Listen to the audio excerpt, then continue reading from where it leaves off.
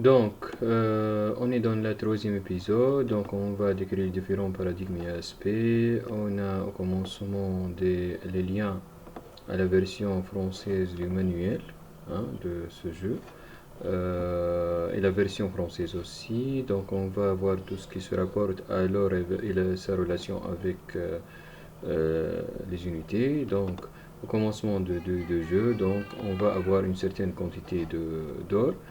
Donc à la fin du jeu, on va avoir un pourcentage de l'or restant du scénario précédent. Donc l'or va augmenter à chaque fois qu'on contrôle des villages. hein. C'est ça. Donc avec cet or, on va recruter des unités. hein. Donc à chaque scénario, on a certaines unités qu'on peut recruter. Donc comme si c'est un magasin d'unités. hein. Donc je rappelle que ce jeu comporte des centaines d'unités. Donc juste on va avoir quelques unités à chaque scénario pour les recruter. On peut aussi euh, dans certains scénarios avoir des unités à rappeler. hein. Donc, euh, donc on peut avoir ici donc des unités à rappeler. Donc on a l'option recruter. Ici par exemple on a 4 unités à recruter. Donc c'est comme si c'était un magasin d'unités. On peut aussi donc avoir l'option rappeler. Donc dans ce scénario, on va rien avoir à rappeler, c'est-à-dire qu'une troupe à rappeler, parce que c'est le premier scénario. Si on avance au deuxième scénario, par exemple, les unités restantes de ces unités, et les unités qu'on va recruter par la suite, donc dans le deuxième scénario, lorsqu'on a l'héros, par exemple, seul ou bien avec quelques unités, on peut aussi rappeler des unités du premier scénario. C'est ainsi de suite. À chaque fois, on peut rappeler les unités qui ont pris assez d'expérience et évolué dans des niveaux supérieurs. Donc ça peut s'avérer utile de rappeler des unités puissantes de scénario précédent. Donc le rappel généralement c'est 20 pièces d'or. Le recrutement c'est généralement entre 10 et 20 pièces d'or.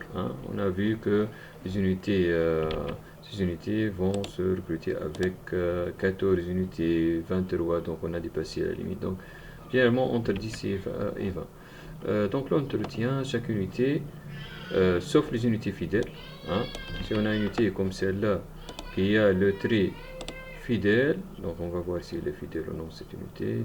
Si, non, c'est ici, donc elle est fidèle. Donc généralement les unités qui sont fournies au commencement ce sont des unités fidèles à notre cause, donc ils vont combattre à nos côtés sans demander un entretien ou bien un salaire. Mais lorsqu'on recrute d'autres unités, donc on va payer un montant pour recruter l'unité, on va payer à chaque tour par exemple une pièce d'or. Donc on va payer un montant qui dépend du niveau de cette unité. Si on a une unité de niveau 1, on va payer à chaque fois une pièce, niveau 2, chaque fois deux pièces, etc. On va voir ça. Donc cet entretien donc concerne juste les unités qui n'ont pas le trait fidèle. Toutes ces unités déjà elles sont des unités fidèles. Donc ne sont pas concernées par l'entretien. Donc par exemple les unités qu'on va recruter dorénavant, on va avoir un coût d'entretien. Donc ici il nous dit que donc notre fortune c'est 40 pièces. On a chaque fois 8 pièces donc, de plus à chaque tour. Donc on va calculer c'est-à-dire ce revenu. Donc on a déjà 2 pièces par joueur et une pièce par village possédé. Donc on a 6 villages, donc ici 6 sur 14, donc 6 villages. Donc on a 6 pièces d'or de plus, donc 2 ils sont en attaquant qu'on a au commencement et plus 6, donc 6 villages, donc on a plus 8 chaque tour. Si on va donc c'est-à-dire occuper d'autres villages, on va avoir plus 9, plus 10, etc. Donc ces villages, lorsqu'on a un nombre d'unités, on ne parle pas des unités fidèles, on va recruter par exemple une autre unité, donc elle ne va pas être fidèle. Donc une unité, 2, 3, chaque unité elle va être prise en charge par un village qu'on a déjà occupé, qu'on possède.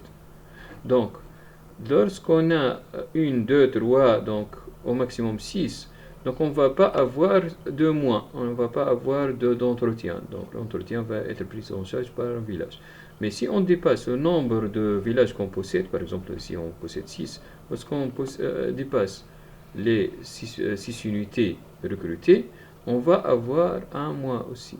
Hein, on va avoir un entretien à payer en plus. Hein, c'est-à-dire si on a 7 unités non fidèles, on va avoir moins 1 hein, dans ce cas. Si on occupe un autre village, donc cet village, on va avoir 0, hein, etc. C'est ça. Donc on a intérêt à occuper d'autres villages pour avoir d'autres chances de ne pas payer l'entretien et d'avoir des plus aussi ici, c'est-à-dire plus dans notre revenu net. Hein.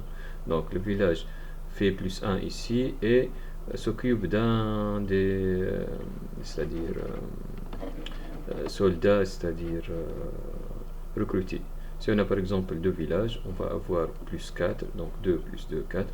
On va avoir 2 soldats pris en charge lorsqu'on les recrute.